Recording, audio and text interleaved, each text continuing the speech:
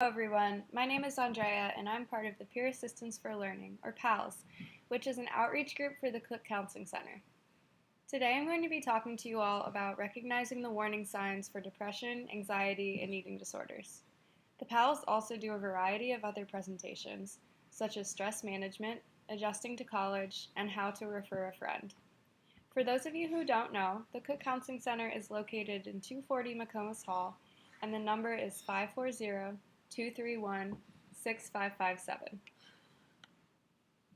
While I hope this information is helpful, it's important to remember that I am not a professional. I'm a student who has been trained in these topics by the Cook Counseling Center, so this should not be used as a substitute for treatment, and it should not be used to diagnose yourself or anyone else. Also, I understand that some of this information may be triggering, so please take care of yourself. If you need to pause this presentation or step aside at any point in time, please feel free to do so. This graphic shows some statistics about mental illness in college students. 80% of students feel overwhelmed by their responsibilities, and 50% have struggled greatly from anxiety and as a result have struggled in school. In fact, 30% of students reported that they had problems with schoolwork due to a mental health issue.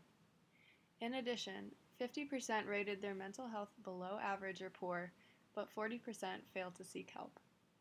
Although these numbers are high, only 7% of parents reported that their students suffer from mental health issues in college. This shows that most students don't open up to their families. This may be because they don't think they will understand, that they will shame them, they won't accept that they might be struggling, or that they themselves don't want to admit that they are struggling. Take a moment to think about these statistics. Are any of them surprising to you?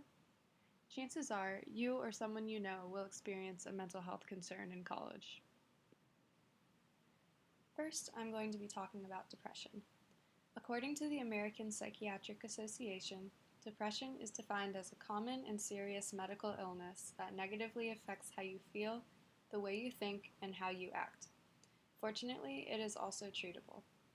In the next few slides, I'm going to be talking about warning signs to look for in yourself and others, and ways that you can help. 75% of students who suffer from depression do not seek help for their mental health problems. 44% of American college students report having symptoms of depression, and as a result, many contemplate suicide each year. Suicide is also the second leading cause of death among college students. Take a moment to think about which one of these statistics surprises you the most. When trying to recognize the warning signs in yourself, it may be hard to understand what you're feeling. Depression affects your ability to self-reflect, so it may be difficult to reflect on your feelings and recognize that you may have depression. Because of this, it may be helpful to ask yourself specific questions, which I will talk about on the next slide, to help organize your thoughts. Consider the following questions. Have you experienced sadness or hopelessness more than usual or more often than other emotions? Have you turned to drugs or alcohol to relieve feelings of hopelessness? And if so, do you do this often or do you do this by yourself? Have you felt preoccupied by sad or dark thoughts and are overwhelmed with these thoughts? Do you have a family history of depression? Depression is genetic, so you may want to ask your parents if anyone in your family struggles with it. When recognizing the warning signs in a friend, it's important to remember that not everyone deals with or suffers from the same symptoms. These warning signs may be seen in physical, emotional, and cognitive forms. For example, physical signs could look like changes in sleep, such as sleeping too much or too little, and appetite gain or loss. Personally, when I'm in a negative mood, I tend to sleep more often, so this could be something to look out for in a friend. For emotional symptoms, this could look like decreased enjoyment in once loved activities, decreased interest in social activities, negative or apathetic feelings toward most things, and frequent mention of death or suicide. As for cognitive symptoms, this could look like trouble concentrating in school or in everyday conversations, difficulty completing tasks, or an overall negative outlook on life. These are also warning signs that you can see in yourself. Noticing these behaviors is key to helping your friends and/or yourself deal with depression. When trying to help a friend with depression, the most important thing that you can do is listen. When your friend opens up to you about how they are feeling, make sure to be present. Put away distractions and don't rush or interrupt them. Also, don't assume that you know what they will say. Let them explain how they've been feeling. Avoid statements such as, "look at the bright side," or "it'll get better soon." This minimizes their feelings and can make them feel worse, or might make them think that you don't care how they've been feeling. It can also be a good idea to gently encourage them to seek help and offer to go with them. Don't push them. If they are not receptive, pushing them might make matters worse. Instead, bring it up again later if you feel like you need to. Finally, remember that you don't have to wait until you can't deal with your emotions to reach out. As I read through this scenario, ask yourself what warning signs you might see. Ashley and Kim have known each other since freshman year. Over the past 3 years, they have gotten very close and share almost everything with each other. For the past few weeks, Ashley hasn't been going out as much on the weekends. The two usually have a standing Friday lunch date, but Ashley has canceled the last 2 Fridays. When Kim finally gets to see Ashley, Kim finds out that Ashley hasn't been attending class as much due to her sleeping through them, and isn't doing as well as usual in her classes. She also notices that Ashley's clothes are stained and tells her that she hasn't showered for a few days. The more the two talk, Kim gets the feeling that she is fairly down and seems off. Some signs that stick out are that Ashley hasn't been going out, has canceled the last 2 Fridays, has been skipping class, sleeping a lot, appears unkempt, and overall very down. So what would you do as Kim in this situation? You might consider talking to Ashley in a private location, acting as a sounding board for anything that she has to say, discussing the resources available on campus for her, and maybe offering to walk with her to the counseling center if she feels ready to take this step. Next, I'm going to be talking about anxiety, which is defined as having recurring intrusive thoughts or concerns. These people may avoid certain situations out of worry, and may also have physical symptoms such as sweating, trembling, dizziness, or a rapid heartbeat. Depression and anxiety overlap in many ways, and some people can have both at the same time and not even realize it. Some of these similar symptoms might be restlessness, excessive worrying, and agitation. However, depression is more commonly associated with overall sadness, while anxiety is more commonly associated with feeling excessively nervous. This slide shows some statistics about anxiety in college students. 80% of students report that they feel stress on a daily basis, while 13% have felt depressed at some point in the past 3 months. 13% have been diagnosed with a mental health condition linked to anxiety, and 9% have contemplated suicide in the past year. Take a moment to consider if any of these statistics surprise you. There are multiple types of anxiety. Obsessive-compulsive disorder, or OCD, is characterized by outrageous thoughts, obsessions, or fears that result in repetitive behaviors. Generalized anxiety disorder is a constant anxiety over anything and everything that interferes with day-to-day life. Panic disorder is characterized by sudden attacks of terror or panic that disturb your quality of living. Social anxiety disorder is when everyday interactions cause you to tense up or feel overly self-conscious or embarrassed. Finally, post-traumatic stress disorder, or PTSD, occurs when something traumatic happens in your life or if you witness something scary, for example, a very bad car accident. These are some warning signs that you can see in yourself or in your friends, and recognizing them is key to helping. Everyone will experience stress and anxiety at some point, for example, during finals or busy times of the year. These may be especially relevant if you have experienced a tragic event or are going through a hard time. However, there are several differences between anxiety and natural stress. Anxiety is different in that it includes having worrisome or anxious thoughts daily, or feeling bombarded by irrational or unfounded fears. You may even know that they are irrational, but can't help it. Anxiety can also cause you to avoid specific situations or activities because they make you feel overly stressed. You may also experience sudden panic attacks. Panic attacks can feel like a heart attack as they have symptoms of heart pounding, loss of breath, and dizziness. Anxiety can also have physical symptoms of headaches and digestive problems. It is more likely to be anxiety than natural stress when these feelings interfere with your work, social life, and family. Brief flashes of the above symptoms do not automatically mean that you or your friend may be struggling with anxiety. There are many unexpected surprises in life that can cause increased stress, and while stress does not always cause anxiety, it can cause an increase in symptoms. You or your friend may be suffering from an anxiety disorder if you have the following signs. They may have experienced a tragic event and are not dealing with it in a healthy way. Instead, they may be using unhealthy coping mechanisms like drugs or alcohol. They also may have a fear of failing academically and socially, and will resist trying new things due to this fear. Another sign is not being able to concentrate in school or on their friends because they are always preoccupied by their thoughts. Panic attacks can be another symptom and can be difficult to pinpoint where they are coming from or what triggers them. These are a list of some healthy coping strategies. Taking brain breaks can include relaxing, practicing yoga, or any other way to demonstrate self-care. Good physical well-being can also help in increasing good mental health, including eating right, sleeping, and exercising. Volunteering can be beneficial in that helping others and being a positive light in someone else's life can help you find purpose. Also, if you know what triggers you, you can try to avoid these situations or find ways to deal with them. Lastly, talk to your friends, family, or a professional. Keeping your feelings inside might seem easier, but may hurt you in the long run. As I read this scenario, ask yourself what are some of the warning signs that John has anxiety. John is a freshman and is just getting used to being away from home and all of the other changes that come with it. He is worried he won't make any friends and that he won't do as well as he did in high school.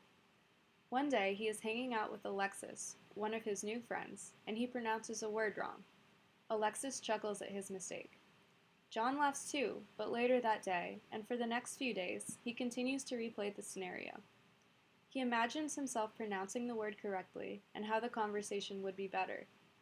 Then, when John starts to study for his first college exam, he can't seem to focus. He tries to study for hours, but all he can do is think about what will happen if he doesn't do well, and the many scenarios that go along with it. When he goes in to take the exam, he is very nervous and profusely sweating. His heart is racing, and he begins to feel dizzy, and his vision is getting blotchy. Some signs to pay attention to are fixation on mispronouncing a word, not being able to study because he is too worried he will fail, and that he may be having a panic attack. Now ask yourself, what would you say to John if you were his friend? Next, we will be talking about eating disorders, which are defined by abnormal eating habits that can threaten health or even your life. This includes anorexia, bulimia, and binge eating disorder. Both men and women are affected, but men are significantly less likely to seek help for an eating disorder. Most people think it is specific to women, and although it is more common in women, men also can have them. According to the APA, at least 30 million people in the US suffer from some type of eating disorder. One of these is anorexia, in which individuals will restrict caloric intake to the point of starvation and other health risks. This can occur in anyone, regardless of weight. Bulimia is characterized by following a period of binge eating. Individuals will purge themselves by taking laxatives or forcing themselves to vomit. Binge eating disorder is characterized by aberrant eating patterns in which individuals will eat excessive amounts of food but do not purge. This survey shows that 25% of college women have binged and purged to maintain their weight, and 91% of college women will try to diet in the not-so-healthy way to control their weight. Anorexia is the third most common chronic illness in teens and young adults, and students from the ages of 12 to 25 represent 95% of those with eating disorders. Do any of these numbers or statistics seem high or surprising to you? Lots of people have body image-related concerns, but if these feelings begin to interfere with your daily life, it is important to seek help. Symptoms may vary from person to person, but these are a few common ones. Although you might see someone as skinny, they may see themselves as overweight or needing to lose weight. They may go to the gym several times a day or stay there for hours on end. Their diet may consist of an extremely low caloric intake and may experience dehydration from throwing up or taking laxatives. Many people with eating disorders will also have a fear of eating in front of friends or in public, so they will make excuses such as saying they already ate, will eat later, had a big meal already that day, or are just not hungry. This is a graphic that explains body image and the concerns that come with it in relation to eating disorders. Your body image is made up of the thoughts and feelings that result from how you perceive your physical self and can be positive or negative. A study in Australia showed that 76% of high school girls wish that they were thinner, 50% have tried to lose weight, and only 16% were happy with their body. 1 in 5 young men say that body image is their number one concern. So what are some ways that we can increase our body image in a positive way? Perhaps you can say one positive thing about your body each day and mean it. Also, consider aiming to get healthier rather than losing weight, and focus on yourself as a person, not just on your looks. We can also stop making unkind remarks about others' bodies and our own. We are our biggest critics. Would you let others talk to you the way that you speak about yourself? Another way to improve body image is to choose media that makes you feel better instead of worse. For example, try not to follow people on Instagram who make you feel inferior. Many pictures that you see are not what they look like in real life. Recognizing the warning signs in yourself can be very important, as early intervention can prevent serious physical and mental health concerns. Some signs to look out for may be only seeing your flaws and not all of the other positive things about yourself. Be cautious if you are focusing too much on food, such as excessively counting calories, skipping meals, or eating too little the day after you feel you ate too much. All of this can make you feel constantly stressed about your body weight. Other symptoms include excessive hair growth, which is your body's way of making up for the lost fat. Women can also lose their menstrual cycle when at an extremely low weight, which can damage fertility. When the stress of food and weight overwhelms you and is always on your mind, it is hard to think of anything else. It is important to remember that anyone can have an eating disorder, regardless of how thin they look. Eating disorders are not just about eating and weight, but also involve stress management and self-esteem concerns. Some additional signs that you can look for in a friend include taking diet pills or medications that suppress hunger, immediately going to the bathroom after eating, stained teeth from vomiting, or constant use of mints or gum after using the bathroom. Try not to make judgmental comments, such as commenting on their weight. If someone has lost a lot of weight from not eating, and you compliment them on how thin they are, this could actually reinforce them to continue not eating. As I read through this scenario, ask yourself what are some of the warning signs that you see. Carmen and Carrie have been good friends for years. Lately, when the two go out to eat, Carmen has to use the bathroom right after the two are done eating. She usually only gets a salad, so Carrie isn't really sure why she always has to use the bathroom after. But Carrie doesn't say anything because she has been saying that she doesn't want to go out to eat as much lately. Carrie's just happy to see her. Every time Carrie asked her to go get dinner together, Carmen has either already eaten, ate a big lunch, or isn't hungry. At first, Carrie didn't think much of it, but Carmen looks like she has lost quite a bit of weight. The two went shopping together recently when all Carmen was saying was how fat she looked in everything they tried on, and continued to point out everything that she didn't like about herself in each outfit. She told Carrie that if she could lose 10 more pounds, she would be happy. She then told Carrie that she has been on an iced coffee diet for the last couple of weeks to help her get to her goal, where she only drinks iced coffee each day.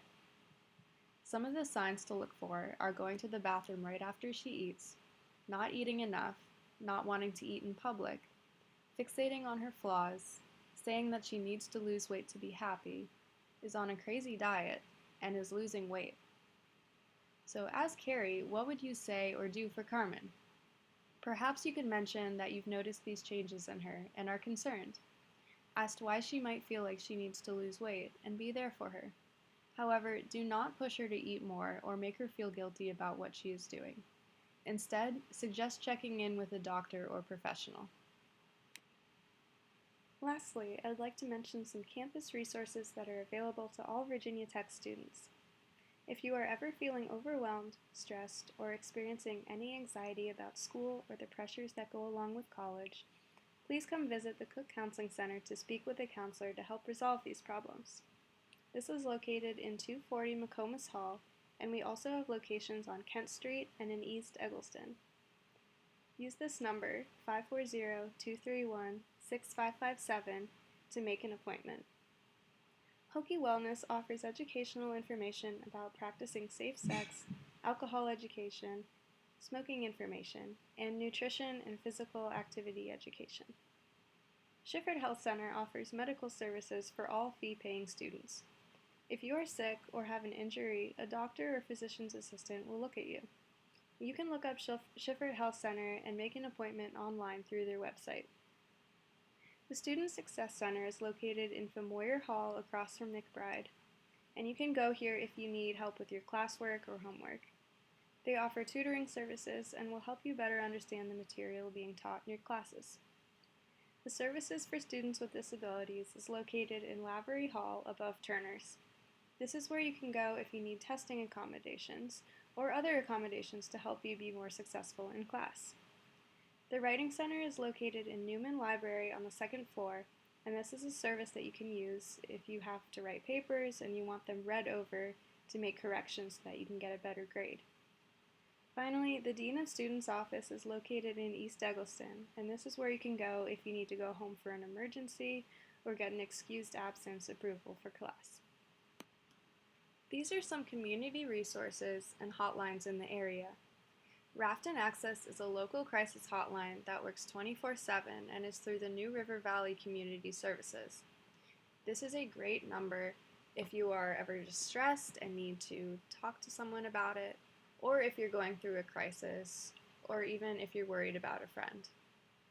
Connect is the New River Valley Carilion Medical Center hotline and offers 24/7 evaluation. ARC is the Assessment Response Center and is a crisis hotline through Lewis Gale Hospital. I encourage you to take a picture or enter these numbers in your phone because you never know when you or someone else might need it. If you have any questions about what I covered in this presentation or are interested in learning more about the Cook Counseling Center, feel free to call 540-231-6557. Thank you.